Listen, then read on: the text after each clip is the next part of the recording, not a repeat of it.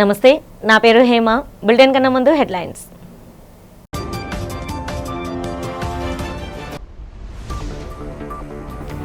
ఆంధ్రప్రదేశ్ సచివాలయంలో ముఖ్యమంత్రి చంద్రబాబు అధ్యక్షతన జరిగిన రియల్ టైమ్ గవర్నెన్స్ ఉన్నత స్థాయి సమావేశంలో పాల్గొని వివిధ అంశాలపై చర్చించిన సిఎస్ సాయి ప్రసాద్, డీజీపీ హరీష్ కుమార్ గుప్తా.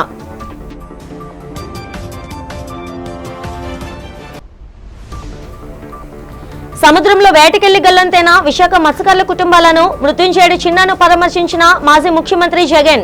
ప్రభుత్వ నిర్లక్ష్యం కారణంగానే మత్స్యకార కుటుంబాలకు ఇంత నష్టం వాటిల్లిందని విమర్శ.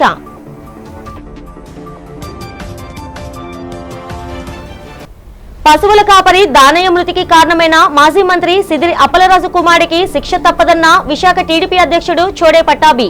అతి వేగంగా బైక్ నడిపి నిండు ప్రాణాలు బలిగొన్నాడని ధ్వజం.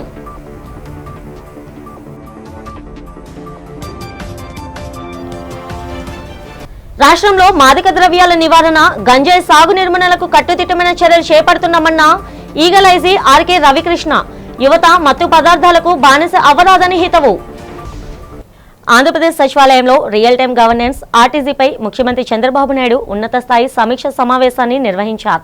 ఈ సమావేశంలో ముఖ్యంగా దేవాదాయ శాఖ, రోడ్లు మరియు భవనాల శాఖ, ఏపీఎస్ఆర్టీసీ, రవాణా, అలాగే అగ్నిమాపక శాఖలు ప్రజలకు అందిస్తున్న వివిధ సేవలపై సీఎం సమగ్రంగా సమీక్షించారు. వీటితో పాటు రాష్ట్రంలో రైతులకు అవసరమైన యూరియా లభ్యత మరియు పంపిణీ ఏర్పాట్లపై కూడా ఆయన అధికారులతో చర్చించారు. ఈ కీలక సమీక్ష సమావేశంలో రాష్ట్ర ప్రభుత్వ ప్రధాన కార్యదర్శి సాయి ప్రసాద్, డీజీపీ హరీష్ కుమార్ గుప్తా మరియు ఆయా శాఖలకు చెందిన పలువురు ఉన్నతాధికారులు పాల్గొన్నారు.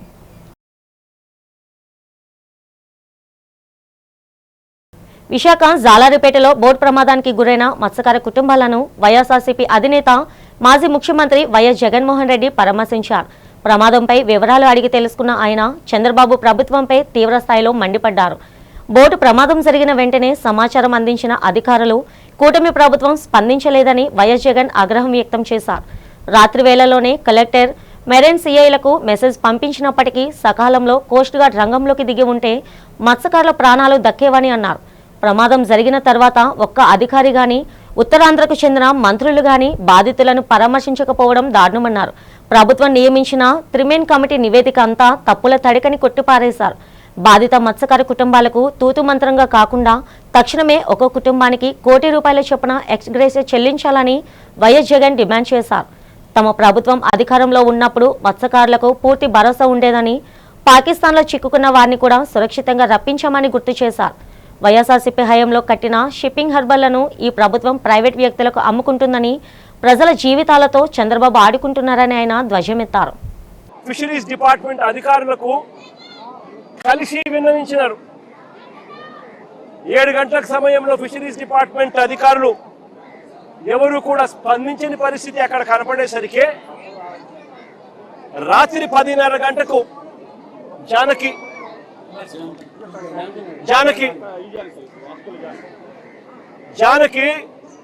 కలెక్టర్లకు, సిఐకి, కలెక్టర్కి, మెరైన్ సిఐకి ఇద్దరికి కూడా తాను మెసేజ్ పెట్టాడు. రాత్రి 10:30 గంటకి పెట్టిన మెసేజ్ ఇది. జానకి పెట్టిన message, this is Janaki Vasupalli, so and so 8 members of fishermen missed along with fishing boat. Request to please pursue the search operation near Gangavaram coast. Specific coordinates తో సహా గంగవరం ప్రాంతం నుంచి గంగవరం కోస్ట్ దగ్గర ఘటన జరిగింది అని చెప్పి సమాచారం ఉన్న నేపథ్యంలో గురునాథ్ దగ్గర నుంచి ఇన్ఫర్మేషన్, కుటుంబ సభ్యుల దగ్గర నుంచి ఇన్ఫర్మేషన్, ఇవన్నీ క్రోడీకరించి కలెక్టర్కు, సిఐకి, మెరైన్ సిఐకు తాను పెట్టిన మెసేజ్లు. ఇది మెరైన్ సిఐ సేమ్ అదే మెసేజ్ మళ్ళా పెట్టాడు కలెక్టర్ కాకుండా మెరైన్ సిఐకి. ఒక తప్పు నువ్వు చేసి నువ్వు కన్నా సరైన సమయంలో స్పందించి ఉంటే వీళ్ళందరూ బతుకుండే వాళ్ళని తెలిసి స్పందించకపోవడం నీ తప్పు అయితే, ఆ తప్పును కవర్ చేసుకునే దానికి నీ 3 member ఫ్యాక్ట్ ఫైండింగ్ కమిటీలో ఇలా తప్పుడు రిపోర్ట్లు రాస్తా ఉన్నారు అని అంటే అసలు ఈ ప్రభుత్వం అన్నది నిజంగా మానవత్వం ఉందా ఈ ప్రభుత్వానికి అని నేను అడుగుతా ఉన్నా. ఇంకా ఆశ్చర్యకరమైన విషయం ఏమిటో తెలుసా? ఇంకా ఆశ్చర్యకరమైన విషయం ఏమిటి అని అంటే ఈ ప్రభుత్వంలో ఇన్సిడెంట్ జరిగింది. కనీసము ఒక్కరంటే ఒక్కరు కూడా కనీసం ఇంటికి కూడా రాల. ఆశ్చర్యం కలిగించే విషయం ఏమిటంటే ముఖ్యమంత్రి పట్టించుకోరు, డిసాస్టర్ మేనేజ్మెంట్ చూసే హోంమంత్రి గారు కనీసం ఈ జిల్లావాసే ఆవిడ కూడా కనీసము రాను కూడా రాలా. విజయనగరం జిల్లా పరిషత్ చైర్మన్, వైఎస్ఆర్ కాంగ్రెస్ పార్టీ జిల్లా అధ్యక్షులు మరియు భీమిలి నియోజకవర్గ సమన్వయకర్త మజ్జి శ్రీనివాసరావు, చిన్న శ్రీను, మాతృమూర్తి శ్రీమతి మజ్జి కృష్ణవేణి మంగళవారం పరమపదించారు. ఆమె మృతితో మజ్జి కుటుంబంలో తీవ్ర విషాద ఛాయలు అలముకున్నాయి. కృష్ణవేణి మరణ వార్త తెలిసిన వెంటనే జిల్లా వ్యాప్తంగా ఉన్న పలువురు ప్రజాప్రతినిధులు, రాజకీయ నాయకులు, అధికారులు మరియు పార్టీ శ్రేణులు మజ్జి శ్రీనివాసరావు నివాసానికి చేరుకొని కుటుంబ సభ్యులను పరామర్శిస్తూ ప్రగాఢ సంతాపం వ్యక్తం చేస్తున్నారు. ప్రస్తుతం ఆమె భౌతికాయాన్ని విజయనగరం నగరంలోని ప్రదీప్ నగర్లో ఉన్న మజ్జి శ్రీనివాసరావు నివాసంలో ప్రజల సందర్శనార్థం ఉంచారు. కాగా బుధవారం ఉదయం 8 గంటలకు కుటుంబ సభ్యులు, బంధుమిత్రుల సమక్షంలో ఆమె అంత్యక్రియలు నిర్వహించినట్లు జిల్లా పరిషత్ చైర్మన్ కార్యాలయం వెల్లడించింది.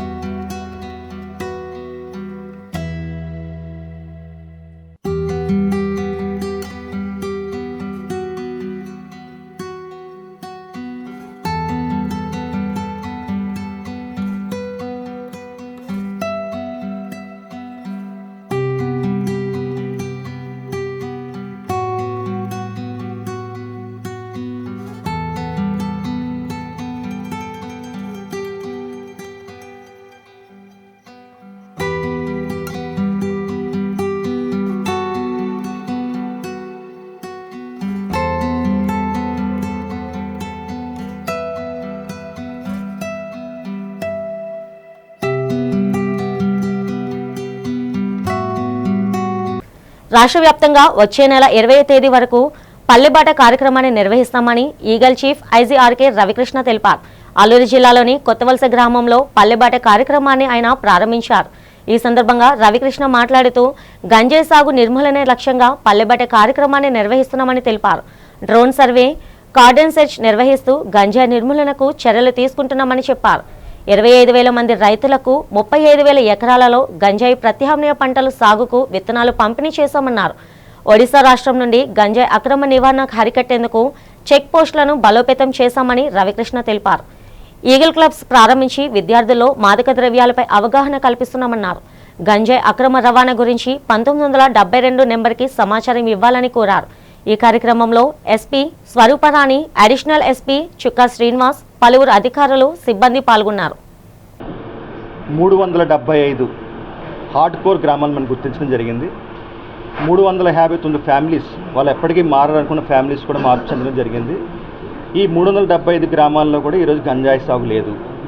ఆంధ్రప్రదేశ్ ప్రభుత్వం అదేవిధంగా అన్ని శాఖల సమన్వయంతో జీరో కల్టివేషన్ అచీవ్ అవ్వడం జరిగింది. దీన్ని కేంద్ర సంస్థలు కూడా గుర్తించి ఆంధ్రప్రదేశ్ని బెస్ట్ ప్రాక్టీసింగ్ స్టేట్గా వాళ్ళు ప్రకటించడం జరిగింది. దీన్ని ఏమంటారంటే ఇంకా 360 degrees పర్సెప్షన్ చేంజ్ అంటారు. గతంలోని ఎక్కడైనా సరే దేశ స్థాయిలో మీటింగ్ జరిగేటప్పుడు గంజాయి ఎక్కువగా ఆంధ్రప్రదేశ్ నుంచి వస్తుందని చెప్పేవారు. ఈరోజు మేము మీటింగ్ వెళ్ళేటప్పుడు వాళ్ళ ప్రజెంటేషన్లో Andhra Pradesh best practising state which achieved zero cultivation అని వాళ్ళు చెప్తున్నారు. ఇది మనందరికీ కూడా గర్వకారణం. దాన్ని సస్టైన్ చేయడం కోసం ఈ సంవత్సరం కూడా ఎక్కడా కూడా గంజాయి సాగు జరగకూడదని ప్రధానమైన ఉద్దేశంతో ఈగల్ పల్లిబాట ఈ మన ఏఎస్ఆర్ జిల్లాలో ప్రారంభించడం జరిగింది. మా లక్ష్యం సుమారుగా 300 గ్రామాల పైనే విజిట్ చేయాలి. అక్కడ సర్పంచ్లు, గ్రామ స్థాయిలో ఉన్న వాళ్ళని అందరితో మనం మాట్లాడాలనే ఉద్దేశం ఉంది. అదేవిధంగా ఎన్కాడ్ మీటింగ్ ద్వారా, ఎన్కాడ్ మీటింగ్ మీ అందరికీ తెలుసు, డిస్ట్రిక్ట్ కలెక్టరు, డిస్ట్రిక్ట్ ఎస్పీ గారు, ఇతర శాఖలు 21 శాఖలు దాంట్లో ఉంటాయి. ప్రపంచ జనాభా దినోత్సవం సందర్భంగా శ్రీకాకుళం జిల్లా వైద్య ఆరోగ్య శాఖ ఆధ్వర్యంలో భారీ ర్యాలీ నిర్వహించారు. ప్రభుత్వం పిలుపు మేరకు పిల్లలే సంపద అనే నినాదంతో ఈ కార్యక్రమాన్ని చేపట్టారు. ఈ సందర్భంగా జిల్లా వైద్యాధికారి డాక్టర్ కె అనిత మాట్లాడుతూ, గతంతో పోలిస్తే ప్రస్తుతం పుట్టే పిల్లల సంఖ్య గణనీయంగా తగ్గిపోవడం ఆందోళన కలిగిస్తుందని అన్నారు. అందుకే ఆడపిల్లలకు 21 ఏళ్లు, మగపిల్లలకు 25 ఏళ్లు దాటిన తర్వాతే వివాహం చేయాలని, అలాగే టీనేజ్ ప్రెగ్నెన్సీలను తగ్గించాలని ఆమె కోరారు. ముఖ్యంగా తల్లి బిడ్డల ఆరోగ్యం బాగుండాలంటే ఒక కాన్పుకు మరో కాన్పుకు మధ్య సరైన వ్యవధి ఉండాలని స్పష్టం చేశారు. ఇందుకోసం ప్రభుత్వం అందిస్తున్న తాత్కాలిక మరియు శాశ్వత కుటుంబ నియంత్రణ పద్ధతులను ఉపయోగించుకోవాలని ఆమె సూచించారు. వీటిపై అవగాహన కోసం స్థానిక ఆరోగ్య కార్యకర్తలను లేదా ప్రాథమిక ఆరోగ్య కేంద్రాలను సంప్రదించవచ్చని తెలిపారు. తల్లి ఆరోగ్యంగా ఉంటేనే కుటుంబం, సమాజం, దేశం ఆరోగ్యంగా ఉంటాయని, కాబట్టి ప్రతి ఒక్కరూ ఇందులో భాగస్వాములు కావాలని ఆమె పిలుపునిచ్చారు. శ్రీకాకుళం జిల్లా డేవిడ్ మాట్లాడుతున్నాను. ముఖ్యంగా ఈరోజు ప్రపంచ జనాభా దినోత్సవం సందర్భంగా మనం ర్యాలీని మరియు పిల్లలే సంపద అని మన గౌరవ ముఖ్యమంత్రి గారు మరియు మన గౌరవ ప్రభుత్వం వారు మరియు మన జిల్లా కలెక్టర్ గారు, మన జిల్లా మినిస్టర్ గారు, ఇన్ఛార్జ్ మినిస్టర్ గారు, సెంట్రల్ మినిస్టర్ గారి యొక్క ఆదేశాలను అనుసరించి, మా రాష్ట్ర అధికారుల ఆదేశాలను అనుసరించి ఈరోజు ముఖ్యంగా పిల్లల సంపద అనేది తీసుకెళ్లాలని ఈ సందర్భంగా మీ అందరికీ తెలియజేస్తున్నాను. అదేవిధంగా మన పిల్లలు కానీ బిడ్డల కంటానికి కానీ ఆరోగ్యంగా ఉన్న సమయాన్ని నిర్ణయించుకోవాలని చెప్పి మీ అందరికీ ఈ సందర్భంగా తెలియజేస్తున్నాను. మనకి ఇంతకుముందు 2001 నుండి 2011 వరకు మనకి బర్త్ సెన్సెస్ తీసుకుంటే 11.01%గా ఉంది. ఆ తర్వాత మనకి 2011 నుండి 2021 వరకు చూసుకుంటే మనకి సెన్సెస్ బర్త్ రేట్ అంటే పుట్టే పిల్లల సంఖ్య 6కు పడిపోయింది. అంటే ఇది చాలా గణనీయంగా తగ్గిన నిష్పత్తిగా మనకు కనిపిస్తుంది. అదేవిధంగా ఇప్పుడు మనం ప్రజెంట్ ఈ సెన్సెస్ మనకి స్టార్ట్ అవుతుంది, కానీ ఆ ప్రకారం ఇప్పుడు మనం చూసుకున్నట్టయితే మనకి బర్త్ రేషియో 1.5 ఉంది, 1.5 లేక 1.2 మధ్యలో ఉంది. మరి ఇది చాలా ఆందోళన కలిగించే విషయంగా మన గవర్నమెంట్ వారు, మన గౌరవ ముఖ్యమంత్రి వారు, మన ప్రభుత్వం వారు గమనించి పిల్లలే సంపద అనే స్లోగన్ని మనం ముందుకు తీసుకెళ్లాలని ఈ సందర్భంగా మీ అందరికీ తెలియజేస్తున్నాం. ముఖ్యంగా మరి ఈరోజు మనకి తెలియజేసేది ఏంటంటే, ఆడపిల్లలకు 21 సంవత్సరాలు, మగపిల్లలకి 25 సంవత్సరాలు దాటిన తర్వాత వివాహ వయసుకి మనం ముందుకు తీసుకెళ్లాలని కోరుకుంటున్నాం. అదేవిధంగా జనాభా దినోత్సవం సందర్భంగా ముఖ్యంగా టీనేజ్ ప్రెగ్నెన్సీస్ని తగ్గించాలని, బిడ్డ కానీ తల్లి కానీ ఆరోగ్యకరమైన పరిస్థితుల్లో కొనసాగాలని చెప్పి మనం కోరుకుంటున్నాం. ఇదే విధంగా ప్రపంచ జనాభా దినోత్సవ సందర్భంగా మనం మాతృమరణాలు తగ్గించాలని, శిశు మరణాలను కూడా తగ్గించాలని, అందుకు కావాల్సిన చర్యలు మనం ముందుకు తీసుకోవాలని మీ అందరికీ కోరుతున్నాను. అదేవిధంగా ఈరోజు ఈ ప్రపంచ జనాభా దినోత్సవం సందర్భంగా ఈ DMHO ఆఫీస్లో ర్యాలీ కండక్ట్ చేయటం, అదేవిధంగా గ్యాప్ కోసం, పిల్లల మధ్య వ్యవధి కోసం మనం వాడే శాశ్వత కుటుంబ నియంత్రణ పద్ధతులు, తాత్కాలిక కుటుంబ నియంత్రణ పద్ధతులు, వాటిని అవలంబిస్తున్న వారికి మన క్యాష్ ప్రైజ్ ఈరోజు ఇవ్వటం జరుగుతుంది. గుంటూరు జిల్లాలో ఖరీఫ్ 2026 సీజన్కు అవసరమైన యూరియా, DAPతో పాటు అన్ని రకాల ఎరువులు సమృద్ధిగా అందుబాటులో ఉన్నాయని, రైతులు ఎలాంటి ఆందోళనకు గురి కావాల్సిన అవసరం లేదని జిల్లా కలెక్టర్ సాయికాంత్ వర్మ తెలిపారు.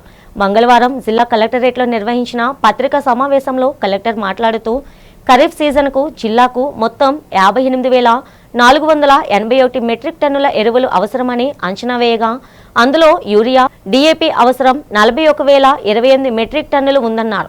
నీటి వనరుల పునరుద్ధరణ ద్వారా వర్షపు నీటిని నిల్వ చేసే సామర్థ్యం పెరిగిందని, దీంతో భూగర్భ జలాలు పెరగడంతో పాటు వ్యవసాయానికి, తాగునీటి అవసరాలకు దీర్ఘకాలిక ప్రయోజనం చేకూరుతుందని కలెక్టర్ సాయికాంత్ వర్మ తెలిపారు. ఈ సమావేశంలో జిల్లా వ్యవసాయ అధికారి ఎం పద్మావతి పాల్గొన్నారు. 100% APIMS యాప్ ద్వారానే మనం చేస్తున్నాం. సో APIMS యాప్ అనేది అవకాశం కూడా ఇచ్చారు. దాన్ని మనం వాడుకుంటూ ఉన్న ఇన్ఫర్మేషన్ అంతా కూడా 100% మనం వెరిఫై చేసుకొని ప్రాపర్గా, కరెక్ట్గా రైతుల వివరాలని మనం అందులో నమోదు చేసుకోవడం జరిగింది. ఇప్పటికి కూడా ఎక్కడైనా ఒకరు ఇద్దరు రైతుల పేర్లు కనుక మిగిలిపోయినట్లయితే వాళ్ళ డేటాని కూడా విలేజ్ అగ్రికల్చర్ అసిస్టెంట్స్ వారి లాగిన్లో అప్డేట్ చేయవచ్చు. So that is number 1. రెండవది, ఈ సేల్స్కి సంబంధించి మనం ప్రతి నెల, జూన్ నెలకి, జూన్ యాక్చువల్గా మనకి అంత important in terms of agriculture యాక్టివిటీలో జూన్లో ఇంకా ఎక్కువ సేల్ డిమాండ్ ఉండదు. జూలై నుంచి ఎప్పుడు, ఎస్పెషలీ ఇప్పుడు రేపు ఎల్లుండి నుంచి మనకి వాటర్ వదలగానే ఈ demand for urea and DAP is going to increase. So దానికి అనుగుణంగా ప్రతి నెల మనకి డిమాండ్ ఎంతో ఉంది. ఆ డిమాండ్కి ఆధారం చేసుకొని ఏ రైతు సాధికార, ఏ RSKలో, ఏ రిటైల్ పాయింట్స్లో మనకి కావాల్సినంత స్టాక్స్ ఎంత డిమాండ్ అవసరం ఉంటుంది. ఆడపిల్లలు అక్రమ రవాణా, బీషాక్స్ ఏర్పాటు, విష సంస్కృతి నుండి విశాఖను కాపాడాలంటూ రౌండ్ టేబుల్ సమావేశంలో వక్తలు ప్రభుత్వాన్ని డిమాండ్ చేశారు. మహిళా సంఘాల ఐక్యవేదిక ఆధ్వర్యంలో జీవీఎంసీ గాంధీ విగ్రహం వద్ద రౌండ్ టేబుల్ సమావేశం జరిగింది. ఈ సమావేశంలో POW, ఐద్వా, NFAW, CMS మహిళా సంఘాలతో పాటు పలు ప్రజా సంఘాల నేతలు పాల్గొన్నారు. ఈ సందర్భంగా మహిళా నేతలు మాట్లాడుతూ విశాఖ నగరంలో బీషాక్స్ ఏర్పాటు నిర్ణయాన్ని ప్రభుత్వం వెనక్కి తీసుకోవాలన్నారు. వీటి ఏర్పాటు వలన సాగర తీరంలో పర్యాటకులు తీవ్ర ఇబ్బందులు ఎదుర్కొంటున్నారని ఆవేదన వ్యక్తం చేశారు. ప్రశాంత విశాఖ విష సంస్కృతిలో నిండిపోయే ప్రమాదం ఉందని ఆందోళన వ్యక్తం చేస్తున్నారు. ఆడపిల్లల అక్రమ రవాణా అరికట్టేందుకు ప్రభుత్వం పటిష్టమైన చర్యలు తీసుకోవాలని డిమాండ్ చేశారు. ఎవరైతే గుడ్లకి జనావాసాల మధ్య ఉన్నటువంటి వైన్ షాపులన్నీ కూడా దూరంగా తొలగించారు. వీళ్ళు మరింత చేరువుగా ఎక్కువ వేల సంఖ్యలో ఉన్నటువంటి బీచ్ లో ప్రతిరోజు ఆదివారం కానీ, సోమవారం, శనివారం చూసినట్టయితే వేల సంఖ్యలో కుటుంబాలతో బీచ్ దగ్గరికి వస్తారు. అటువంటి జనావాసాల మధ్య ఈ యొక్క వైన్ షాపులు, బీచ్ సాక్షి పెట్టడం చాలా తీవ్రమైనటువంటి మనస్తాపానికి గురవుతున్నారు. ఈ రోజు విశాఖపట్నం మహిళలపై అత్యాచారాలకి, హత్యలకి అడ్డాగా మారిపోతున్నట్టు ఈ నేపథ్యంలో మరింత హింస, అత్యాచారాలు పెంచి పోషించే విధంగా తీసుకొచ్చే బీచ్ సాక్షి 362 వెంటనే రద్దు చేయాలని, లేని పక్షంలో రాష్ట్ర వ్యాప్తంగా ఉద్యమం చేపడతామని చెప్పి ఈ సందర్భంగా కూటమి ప్రభుత్వానికి హెచ్చరిక చేస్తా ఉన్నాం. ఈ రోజు ఏదైతే బీచ్ లో మద్యం అమ్ముతామంటున్నారో, అంటే బీచ్ షాక్స్ అని ఏదైతే చాలా స్టైలిష్ పేరు పెట్టారో, దీని గురించి మాట్లాడే ముందు అసలు మనం ఆంధ్రప్రదేశ్లో మద్యం పాలసీ ఏదైతే ఉందో, ఈ మద్యం పాలసీ గురించి కానీ, లేకపోతే మద్యం అమ్మకాల గురించి కానీ మనం మాట్లాడలేదు. నేను చెప్పేది ఏంటంటే, అసలు మద్యం పాలసీ కానీ అమలు జరిగితే అదే అసలు చాలా గొప్ప విషయం అండి. ఏదైతే పాలసీ ఉందో రెగ్యులర్గా మామూలుగా ఉన్న వైన్ షాపుల్లోనే అది జరగట్లేదు. ఎక్కడ పడితే అక్కడ ఈరోజు నిజంగా ఏవైతే చట్ట ప్రకారం ఏవైతే వైన్ షాపులు ఉంటాయో ఆ మద్యం దుకాణాలు కేవలం 50%, 60% ఉంటాయి. మిగతావన్నీ కూడా అక్రమంగా ఉన్న మద్యం దుకాణాలు. అలా ఐక్యవేదిక ఆధ్వర్యంలో బీచ్ షాక్స్కి వ్యతిరేకంగా మేము ఈరోజు రౌండ్ టేబుల్ నిర్వహించడం జరిగింది. ఈ రౌండ్ టేబుల్ యొక్క ప్రధాన ఉద్దేశం ఏమిటంటే రేపు రాబోయే కాలంలో ఏదైతే సెప్టెంబర్లో బీచ్ షాక్స్ ఏర్పాటు చేయబోతున్నామని ప్రభుత్వం ప్రకటించిందో దాన్ని అడ్డుకునేందుకు బీచ్ షాక్స్ వ్యతిరేక పోరాట కమిటీ అనేది విశాఖపట్నంలో ఏర్పడబోతుంది. ఆ బీచ్ షాక్స్ వ్యతిరేక పోరాట కమిటీ అనేక కార్యక్రమాలను రూపొందించబోతుంది. అందులో భాగంగా ఈరోజు మేము ఈ రౌండ్ టేబుల్ సమావేశాన్ని నిర్వహించాం. ప్రధానంగా మా డిమాండ్ ఏంటంటే విశాఖలో బీచ్ షాక్స్ ఏదైతే తీర ప్రాంతం అభివృద్ధి, బీచ్ సంబంధించిన ఈరోజు విశాఖ బీచ్ అభివృద్ధి అనే పేరుతో తీసుకొచ్చిన, పర్యాటక రంగం అభివృద్ధి పేరుతో తీసుకొచ్చిన బీచ్ షాక్స్ అనేవి చాలా అన్యాయమైనవి. వైసీపీ నేత మాజీ మంత్రి సిదిరి అప్పలరాజు కుమారుడు అతివేగంగా బైక్ నడిపి ఒకరి మృతికి కారణమయ్యాడని టీడీపీ విశాఖ అధ్యక్షులు చోడే వెంకట పట్టాభిరామ్ అన్నారు. మంత్రి కొడుకు వలన మృతి చెందిన పశువుల కాపరి దానయ్య కుటుంబానికి ప్రభుత్వం 10 లక్షల రూపాయల పరిహారం ప్రకటించిందని చెప్పారు. నగరంలోని టీడీపీ కార్యాలయంలో జరిగిన మీడియా సమావేశంలో మాట్లాడుతూ ఈ ఘటనలో అప్పలరాజు తన కొడుకుని తప్పించే ప్రయత్నం చేశారని మండిపడ్డారు. తప్పు చేసి తప్పించుకోవడం గొడ్డలిపాటి నేతలకు వెన్నెతో పెట్టిన విద్య అని ఎద్దేవా చేశారు. మనుషుల ప్రాణాలు అంటే వైసీపీ నేతలకు లెక్కలేదన్నారు. చట్టం ముందు అందరూ సమానమేనని, తప్పు చేసిన వారికి శిక్ష తప్పదని పట్టాభి హెచ్చరించారు. పోలీసులు చాకచక్యంగా వ్యవహరించి సీసీ ఫుటేజ్ ఆధారంగా మంత్రి కొడుకే యాక్సిడెంట్ చేసినట్లు గుర్తించారని చెప్పారు. మీడియా సమావేశంలో VMRDA chairman M V Pranav Gopal, TDP parliament ప్రధాన కార్యదర్శి లోడిగల కృష్ణ పాల్గొన్నారు. ఛాన్స్ ఉండేది. అట్లా కాకుండా వీడు ఎంతసేపు దాన్ని తప్పించుకొని అక్కడి నుంచి ఎవరే అమాయకుని తీసుకొచ్చి ఆ మృతికి ఆయన గుద్దాడని చెప్పేసి దీన్ని తప్పుదోవ పట్టించి ప్రయత్నం జరిగింది. మరి ఆ పోలీసులు దాన్ని ఛేదించి కాదని చెప్పి నిజమైన నేరస్తుడు ఇతనే అని చెప్పి ప్రూవ్ చేసిన తర్వాత నిన్న వచ్చి అక్కడ లొంగిపోవటం. మరి నిన్న మా మంత్రివర్యులు కొండపల్లి శ్రీనివాస్ గారు కానీ శిరీష గారిని అక్కడికి వెళ్ళి వెంటనే తక్షణ సాయం పార్టీ నుంచి 10 లక్షల రూపాయలు బాధిత కుటుంబానికి అందజేయటం కూడా జరిగింది. మరి ఇలాంటి మత్స్యకారుల్ని కనీసం వీళ్ళు పరామర్శించకుండా వీళ్ళ నాయకుడే చేస్తే వాళ్ళని ఆదుకోకుండా చేసిన ఈ జగన్ ఇవాళ పర్యటనకు వచ్చి దేనికి వస్తున్నాడు, ఇక్కడ మత్స్యకారులకు న్యాయం చేస్తానంటే ఏం న్యాయం చేస్తావు? నిన్న కేవలం ఇది రాష్ట్రం అంతా చర్చ జరుగుతుంది. ప్రతిసారి ఇట్లా వైసీపీ నాయకులు ఈ అహంభావంతో ప్రాణాలు తీయటం, మరి దాన్ని వీళ్ళకి అలవాటుగా మారిపోయిందని చర్చ జరుగుతున్న సమస్య తరుణంలో ఇక్కడ ఏంటంటే డైవర్షన్ పాలిటిక్స్ కోసం ఇక్కడ వస్తూ ఉన్నాడు. ఇక్కడ ఏదో డైవర్షన్ పాలిటిక్స్ చేసి దాని రూపుమాపడానికి ఇవాళ ఎవరైతే మత్స్యకారులు గల్లంతయ్యారో వాళ్ళని ఈరోజు పరామర్శిస్తాం, బతుకున్న చిన్నాన్ని కూడా పరామర్శిస్తామని చెప్పి ఈరోజు డైవర్షన్ పాలిటిక్స్ చేస్తూ ఉన్నారు. ప్రజలందరూ గమనించారు. లాస్ట్ టైం కూడా బౌటులు ఆచూకి ఎవరికైతే దొరకలేదో, ఎవరైతే చనిపోయారో వాళ్ళకి 5 లక్షల హామీ ఇచ్చి ఒక్క హామీ కూడా నెరవేర్చిన వైనం మనందరికీ తెలుసు. వైసీపీ అధినేత మత్స్యకార కుటుంబాల పరామర్శతో సవా రాజకీయాలు చేయడం తగదని AP mechanised shipping board operators association నేత లక్ష్మణ్ హితో పలికారు. అసోసియేషన్ కార్యాలయంలో నేతలు వైసీపీ అధినేత జగన్మోహన్ రెడ్డి తీరును ఆక్షేపించారు. ఈ సందర్భంగా లక్ష్మణ్ మాట్లాడుతూ మత్స్యకారులతో రాజకీయం చేయవద్దన్నారు. బోటు ప్రమాదాన్ని తమ రాజకీయానికి వైసీపీ అధినేత జగన్ వాడుకోవాలని ప్రయత్నించడం దురదృష్టకరమన్నారు. ప్రమాద సమాచారాన్ని అసోసియేషన్ దృష్టికి తీసుకువచ్చి ఉంటే మా మత్స్యకారులను కాపాడుకునే వాళ్ళమని చెప్పారు. ప్రమాద సమాచారాన్ని అధికారులకు వైసీపీ నాయకుడు జారికరం అందించలేదని ఆరోపించారు. జగన్మోహన్ రెడ్డి పరామర్శ వలన మత్స్యకార బాధితులకు వదిలే ప్రయోజనం శూన్యమని లక్ష్మణ్ విమర్శించారు. అధ్యక్షులు మరి ఇటీవల కాలంలో 1వ తేదీన MM నెంబర్ గల 83 నెంబర్ గల బోటు వేటకు వెళ్ళి 4వ తేదీన సాయంత్రం 3 గంటలకి మరి బోల్తా పడి 6 మత్స్యకారుల గల్లంతైన విషయం మీ అందరికీ తెలుసు. కానీ ఆ రోజు బోటు గల్లంత అయిన తర్వాత సమాచారం అనేది వాళ్ళ కుటుంబ సభ్యులకు తెలిసి వాళ్ళ కుటుంబ సభ్యుల వద్దకి ఒక నరహంతకుడు లాంటి వాడు తయారయ్యాడు ఈ హార్బర్లో. వాళ్ళ కుటుంబ సభ్యుల దగ్గరికి వెళ్ళి సమాచారం అసోసియేషన్ కానీ, కన్సల్టెంట్ డిపార్ట్మెంట్కి కానీ, కలెక్టర్కి కానీ, అలాగే కోస్ట్ గార్డ్ కానీ, నేవీకి కానీ ఎవరికి ఇవ్వకుండా అతను ఫోటోలు తీసుకొని మీడియాలకి ఇచ్చి తన రాజకీయ ఉనికిని కాపాడుకోవడానికి ఆయన ముందుకు చేశాడు తప్ప ఈ తప్పిపోయిన గల్లంతైన మత్స్యకారుల ప్రాణాలు ఏమయ్యాయో ఎట్టయ్యని ఆలోచన చేయాలన్న ఆలోచన కూడా అతనికి కలగలేదు. వచ్చిన వారు సహాయం వరకు బాగానే ఉంది, వాళ్ళు పరామర్శించినంత వరకు బాగానే ఉంది. కానీ వచ్చి మా మత్స్యకారులు అడ్డుకొని రాజకీయాలు చేయంతే మత్స్యకారులంతా అవగాహన లేని వాళ్ళు కాదండి. మత్స్యకారులు కూడా అన్ని రంగాల్లోనే మరి ఈరోజు నైపుణ్యం కలవారు. అంతేగాని మత్స్యకారుల్ని రాజకీయంగా వాడుకోవద్దని ఈ సందర్భంగా మరి మేము హెచ్చరిస్తున్నామండి. ఏదేమైనా సరే స్థానికంగా ఉన్న వైఎస్ జగన్మోహన్ రెడ్డి పాలనలో మత్స్యకారులకు చేసింది ఏమిటని టీడీపీ రాష్ట్ర కార్యదర్శి చింతకాయల ముత్యాలు ప్రశ్నించారు. జగన్ తన 5 ఏళ్ల పాలనలో మత్స్యకారులకు ఎటువంటి సంక్షేమ కార్యక్రమాలు అమలు చేశారని నిలదీశారు. సభలో జరిగిన మీడియా సమావేశంలో ఆయన మాట్లాడుతూ వైఎస్ జగన్మోహన్ రెడ్డి వ్యవహార శైలిపై నిప్పులు చెరిగారు.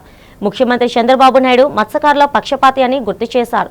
బోటు ప్రమాదంలో గల్లంతైన మత్స్యకార బాధిత కుటుంబాలకు 10 లక్షల ఆర్థిక సహాయాన్ని తమ ప్రభుత్వం అందించిందన్నారు. కొందరు స్వార్థపరులు మత్స్యకార జీవితాలతో ఆటలాడుకుంటున్నారని విమర్శించారు.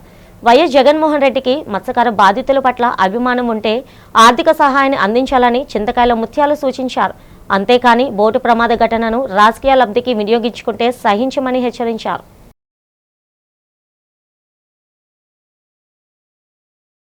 ఈ ప్రభుత్వం అధికారంలోకి వచ్చిన తర్వాత 3,15,00,000 రూపాయలు ఇచ్చి రాష్ట్రంలో ఉన్నటువంటి ఇంతవరకు 2019 నుండి 25-26 వరకు చనిపోయిన అందరు మత్స్యకారులకు కూడా ఎక్స్గ్రేసియా పూర్తి చేయడం ఈ యొక్క ప్రభుత్వం విజయంగా భావిస్తున్నాం. అలాగే గతంలో తెలుగుదేశం ప్రభుత్వం అధికారంలో ఉండగా 2014-19లో మత్స్యకారులకి అనేక రకమైన సబ్సిడీలతో ఇంజిన్లు, బోట్లు ఇవ్వడం జరిగింది. 75% సబ్సిడీలతో రావడం జరిగింది. అయితే రేపు మాజీ ముఖ్యమంత్రి జగన్ గారు విశాఖపట్నం పర్యటన పెట్టుకున్నారు. అయ్యా జగన్మోహన్ రెడ్డి గారు, మీరు 5 ఏళ్ళు సీఎంగా పనిచేశారు. మీరు పనిచేసినటువంటి కాలంలో సముద్రంలో గల్లంతైన మత్స్యకారులకి ఏ విధమైనటువంటి నష్టపరిహారం ఇచ్చుండలేదు. మీరు ఆర్భాటంగా ఎవరైనా సముద్రంలో మత్స్యకారులు మరణిస్తే 10 లక్షల రూపాయలు ఇస్తామన్నారు. కనీసం 5 లక్షలు కూడా మీరున్న 5 ఏళ్ళు కూడా ఏ మత్స్యకారుడికి రాలేదు. 4వ తారీఖు మధ్యాహ్నం 2:30 గంటలకి ఫ్యామిలీ వాళ్ళకి నెంబర్స్కి అందరికి కూడా ఫోన్లు వచ్చాయి. 3 గంటలకి మళ్ళీ స్విచ్ ఆఫ్ అయిపోయింది. అయిపోయిన తర్వాత ఒక దుర్మార్గుడికి ఫోన్ చేసి, అయ్యా మా బంధువులు మా కుటుంబీకులు ఫోన్లు అవ్వట్లేదు, ఇలాగా బోట్ ఏమైనా ఇబ్బంది అయ్యిందని చెప్పిన తర్వాత దుర్మార్గుడు ఏం చేశాడంటే రాత్రి వరకు కూడా ఎవరు కూడా తెలియచేయకుండా వాడు స్వలాభాల కోసమని, ఆయన రాజకీయం కోసమని, ఆయన మెప్పు తెప్పించుకుందామని 6 కుటుంబాల జీవితాలతో ఆడుకున్న వ్యక్తి వైసీపీ నాయకుడు, అదే జానకిరామ్ గారు. అటువంటి వ్యక్తితో ఈరోజు మాజీ ముఖ్యమంత్రి వర్యులు ఏ విధంగా వస్తున్నారని అడుగుతున్నాం మిమ్మల్ని. ఈరోజు గతంలో 5 సంవత్సరాలు మీ ప్రభుత్వం ఉన్న దగ్గర నుండి ఒక్క మత్స్యకారుడికన్నా మీరు ₹1 ఇచ్చాడా అని అడుగుతున్నా. జై జగన్నాథ చిత్రం అన్ని వర్గాల వారిని అలరించి సక్సెస్ కావడం ఖాయమని చిత్ర దర్శకుడు గుప్తా తెలిపారు. నగరంలో జరిగిన మీడియా సమావేశంలో ఆయన మాట్లాడారు. పూరిలో జగన్నాథ స్వామి ఏ విధంగా గెలిచారో, ఆయన మహిమలు ఏమిటో ఈ చిత్రంలో తెలియజేస్తామన్నారు. ఈ చిత్రం పూర్తిగా సైన్స్ ఆధారంగా సైంటిఫిక్ తరహాలో ఉంటుందన్నారు. జగదంబ థియేటర్ అధినేత జగదీష్ మాట్లాడుతూ తక్కువ బడ్జెట్తో రూపొందించిన ఈ చిత్రం అందరినీ ఆకట్టుకుంటుందని అన్నారు. ఇలాంటి మంచి కథతో రూపొందించిన చిత్రాలు సక్సెస్ రేట్ చాలా ఎక్కువ ఉంటుందన్నారు. ఖచ్చితంగా జై జగన్నాథ్ చిత్రం గొప్ప విజయాన్ని సొంతం చేసుకుంటుందని చెప్పారు. ఈ చిత్రాన్ని తెలుగు, హిందీ భాషలతో పాటు ఒడియా భాషలో నిర్మించడం విశేషమన్నారు. ఒడియా భాషలో నిర్మించడం వలన ఆ జగన్నాథుడి వైభవం ఒరిస్సా ప్రజలు కూడా తెలుసుకునే అవకాశం ఉందన్నారు. చిత్ర యూనిట్ ప్రతినిధులు మాట్లాడుతూ జై జగన్నాథ్ చిత్రం ఒక సరికొత్త ట్రెండ్ సృష్టించడం ఖాయమన్నారు. ప్రేక్షకులు ఈ చిత్రాన్ని ఆదరించి తమకు విజయాన్ని అందించాలని కోరారు. సపోర్ట్ చేయమని వచ్చి అడిగారు. యాక్చువల్గా ఇప్పుడు సినిమా ఫీల్డ్ చాలా స్లంప్లో ఉంది. అంటే సినిమాలు నెలకి దాదాపు ఒక 25 మూవీస్ రిలీజ్ అవుతున్నాయి. సంవత్సరంలో 30 సినిమాలు రిలీజ్ అవుతున్నాయి. 30 సినిమాల్లో సక్సెస్ రేటు ఒక 5% కన్నా ఎక్కువ లేదు. అంటే 95% ఆఫ్ ద పిక్చర్స్ మొత్తం డబ్బులంతా మనం బూడిదలో పోసినట్టు అయిపోతుంది. అంటే ఆ సినిమాలు చాలా వరకు రిలీజ్ నోచుకోవడం లేదు. ఇప్పుడు మీకు ఐడియా ఉండే ఉంటుంది, ఈ సంవత్సరంలో రిలీజ్ అయిన శివశంకర్ వరప్రసాద్, అలాగే నారీ నారీ నడుమురారి, అనగనగా ఒక రోజు, ఇప్పటి వరకు మనం క్యాలిక్యులేట్ చేస్తే దాదాపు ఒక 200 మూవీస్ రిలీజ్ అయింది. 200 మూవీస్లో 10 మూవీసే హిట్ మూవీస్. హిట్ అంటే పర్వాలేదు, సేఫ్గా ఉన్నవి అవి ఉన్నాయి. అంటే 90% ఆఫ్ ద మూవీసే ఫెయిల్యూర్లో ఉంది. అంటే ఇటువంటి పరిస్థితిలో ఇండస్ట్రీ రోజు రోజుకి స్లంప్లోకి వెళ్ళిపోతుంది. కారణం ఏంటంటే ఆడియన్స్ థియేటర్స్కి రావడం లేదు. అది టికెట్ ప్రైస్ అవ్వచ్చు, మిగతా కారణాలు అవ్వచ్చు. ఫస్ట్ డే మనకి సెల్ ఫోన్లో సినిమాలు వచ్చేయడం, ఇవన్నీ కారణాలు ఆ మూవీస్కి జనాలు రాకపోవడానికి.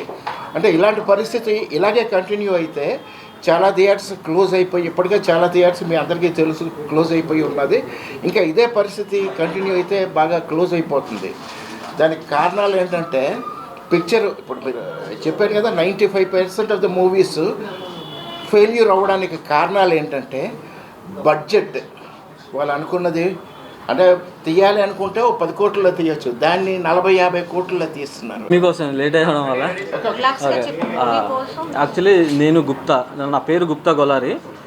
యాక్చువల్లీ నేను ఒరిజిన్ అనేది మన వైజాగ్, మా మమ్మీ వాళ్ళు ఆంధ్రప్రదేశ్, ఇప్పుడు ఒరిస్సాలో పెరిగాను అనమాట. సో సినిమా ఏంటంటే ఇది గుప్తాస్ జయ జగన్నాథ్ అనేది నేను యాక్చువల్లీ సైంటిఫిక్గా ఒక సైఫై మూవీ తీద్దామని అనుకున్నాను సార్. స్టార్టింగ్లో మన ఏంటంటే జగన్నాథ్ స్వామి స్టోరీ అనేది అదే ఒక డిఫరెంట్ స్టోరీ. అసలు ఎలా వచ్చారు అనేది, జగన్నాథ్ స్వామి అక్కడ ఐడియల్ అనేది ఎలా వచ్చింది, అదే ఒక ఇంపార్టెంట్. అంటే దానికి మనకి ఏంటంటే ఇప్పుడు వచ్చింది సినిమా అన్ని మైథలాజికల్ ఉన్నాయి, ఓన్లీ పాతకాలం మహాభారత్ కానీ రామాయణ కానీ బేస్ చేసి చేస్తున్నారు. సో నేనేటనుకున్నానంటే మహాభారతంలో కూడా మన సైన్స్ ఏట్ ఉంది అక్కడ. అది బులెటిన్ ముగిస్తున్న హెడ్లైన్స్ మరోసారి.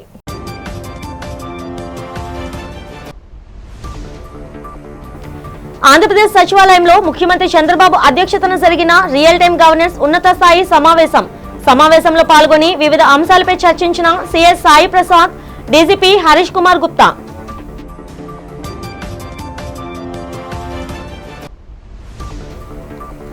సముద్రంలో వేటకెళ్లి గల్లంతైన విశాఖ మత్స్యకారుల కుటుంబాలను మృత్యుంజయుడి చిన్నాను పరామర్శించిన మాజీ ముఖ్యమంత్రి జగన్. ప్రభుత్వ నిర్లక్ష్యం కారణంగానే మత్స్యకార కుటుంబాలకు ఇంత నష్టం వాటిల్లిందని విమర్శ.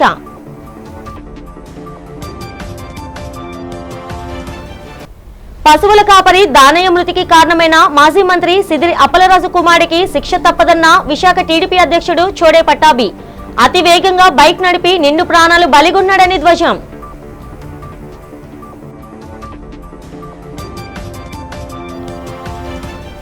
రాష్ట్రంలో మాదక ద్రవ్యాల నివారణ, గంజాయి సాగు నిర్మూలనకు కట్టుదిట్టమైన చర్యలు చేపడుతున్నామన్న ఈగల్ ఐజీ ఆర్కే రవికృష్ణ. యువత మత్తు పదార్థాలకు బానిస అవ్వరాదని హితవు. ఈనాటి బులెటిన్ ఇంతటితో సమాప్తం. తిరిగి రేపటి బులెటిన్లో కలుసుకుందాం. అంతవరకు సెలవు. నమస్తే.